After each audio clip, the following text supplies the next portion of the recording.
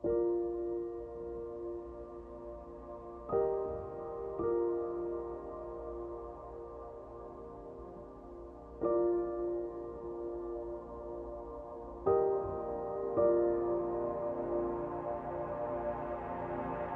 I was given a chance to lead the CIDG, kung saan ako namulat sa investigasyon as a senior inspector, I have made all the effort to improve our investigative services at the CIDG.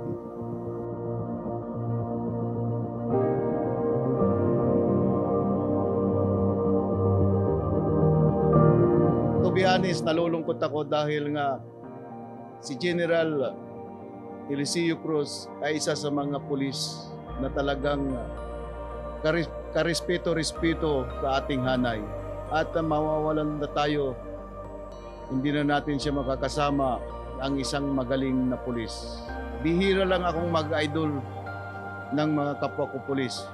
But really, he is a worthy and noble police and an upper class. Kung meron man siyang paghanga sa akin, sa totoo lang, it's the same thing.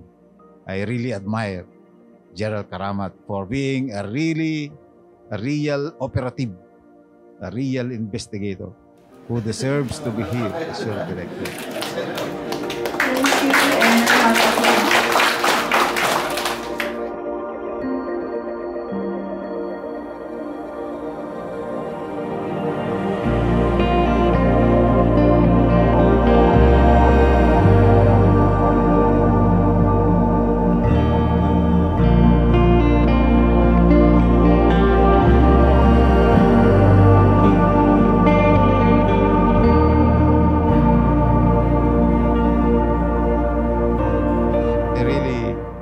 Thank the CIDG for making me giving me a good career in the PNP to become an investigator.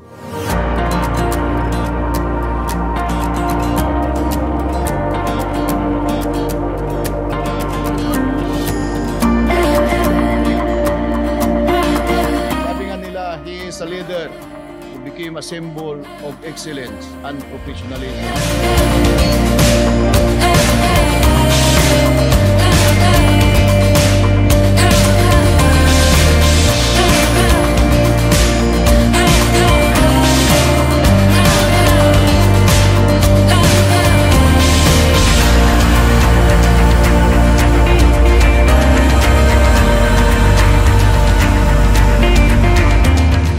He is a good son, brother and husband and a father to his family. Makikita naman natin ang ebidensya.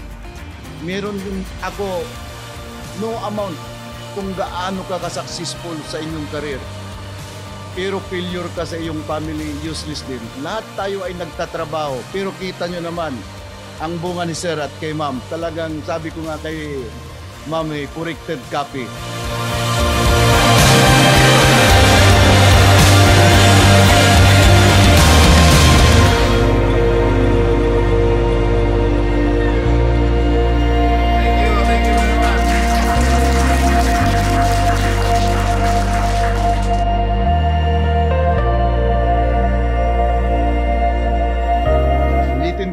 Is a role model to his peers and subordinates at masasabi natin talaga siyang hero to this nation.